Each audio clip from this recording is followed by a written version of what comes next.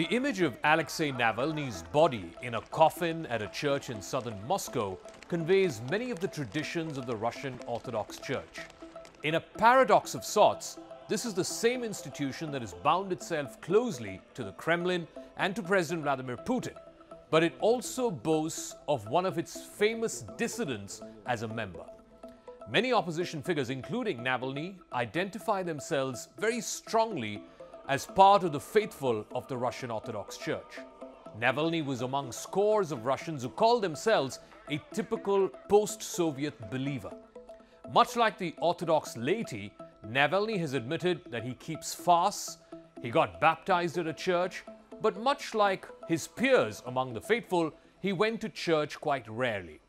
Being an Orthodox Christian, he used to say, made him feel like he's part of something big and shared.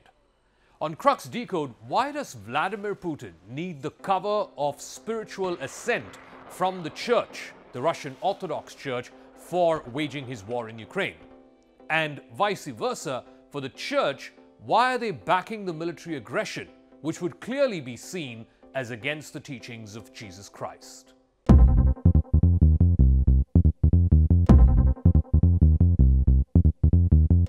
Aleksei Navalny had famously said in a newspaper interview more than 10 years ago, and I quote, "I like that there are special ethics and self-restraints in the church.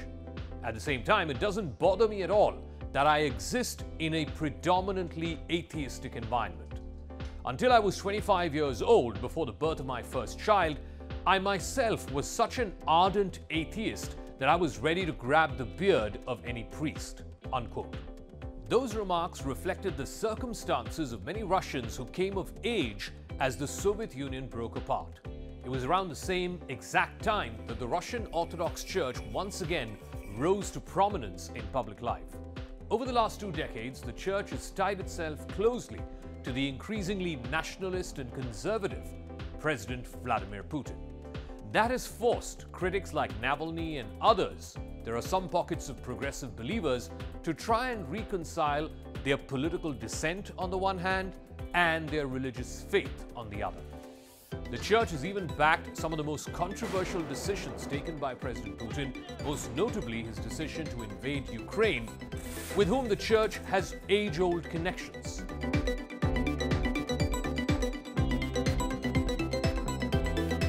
Aleksei Navalny's funeral back last week took place at the church of the icon of the Mother of God, Soothe My Sorrows. A funeral chaplet, typically a paper or a fabric ribbon with the image of Jesus Christ, the Mother of God Mary, and John the Baptist, was placed on Navalny's head. This church in southern Moscow, where the Mass was held, is not too far away from where Navalny lived until 2017 and where his family now has an apartment. At the funeral, Navalny's father, Anatoly, sits facing the coffin right at the head of it. To the right of him is Navalny's mother, Lyudmila Navalnaya, and a woman who some Russian media reports identified as his mother-in-law. That's a relative who has so far stayed away from the public eye. Navalny's widow, Yulia Navalnaya, and his children were not present at the funeral. Navalnaya is now reportedly living in the United States, and she's vowed to carry on her husband's political activities. And for this reason, which exposes her potentially to getting arrested and tortured in Russian custody, she and her children no longer live in Russia. Navalny's brother Oleg, who had spent some time in prison in what was seen as punishment for Navalny's political activities, was also missing from the funeral.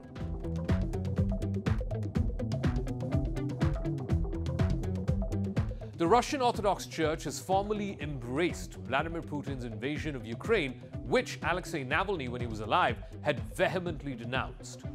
Patriarch Kirill, who is the top official of the church, the head of the Russian Orthodox Church, has blessed soldiers who are being sent off to war.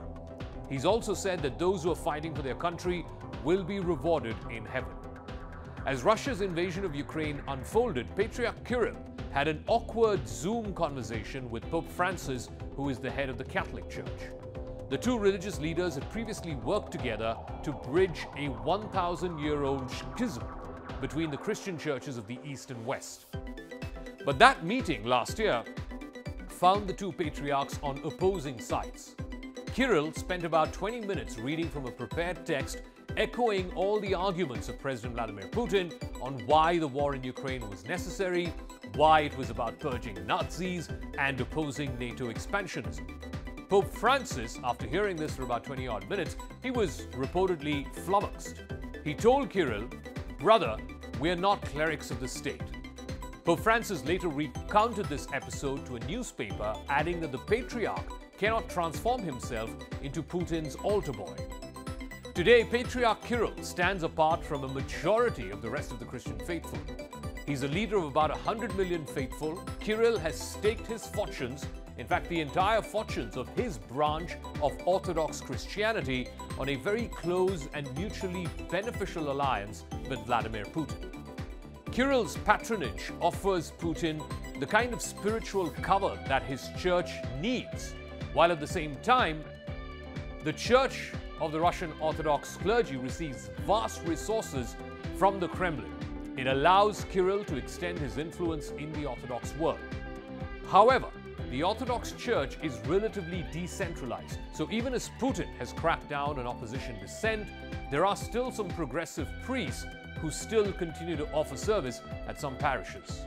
Priests who have voiced their opposition to the war have faced recriminations, at times even expulsion from the church. In fact, a church court had recently said that Aleksei Navalny, who's a priest of the order, should be expelled from the holy orders for allegedly violating his priestly oath. The decision was approved by Patriarch Kirill. Now, this case shows how the church is clamping down on internal dissent, even as it throws its support behind Putin and his special military operation in Ukraine, which is now in its third year. The priest in question was expelled for not reading out a circular after Sunday Mass, which was prepared by the Patriarch in support of the war in Ukraine. It was seen as a violation of the priestly pledge. Meanwhile, the church where Navalny's funeral rites took place also has appeared to endorse the war. Images shared on social media pages in recent weeks announced that parishioners of this particular church had donated a car to the soldiers who were fighting in Ukraine. They also organized letter-writing campaigns for the troops who were out in the front lines. It's also advertised a trip by parishioners and their children to the Grand Cathedral of the Russian Armed Forces, which opened in 2020, and now this cathedral has become a symbol of the militarization of Russian society and Russian people. All in all, the relationship between Vladimir Putin and the largest Russian church and its leader, Patriarch Kirill, is a mutually beneficial one, even if some of its believers, like Navalny, are also some of the most ardent critics of Putin's rule. And therein lies a Russian paradox.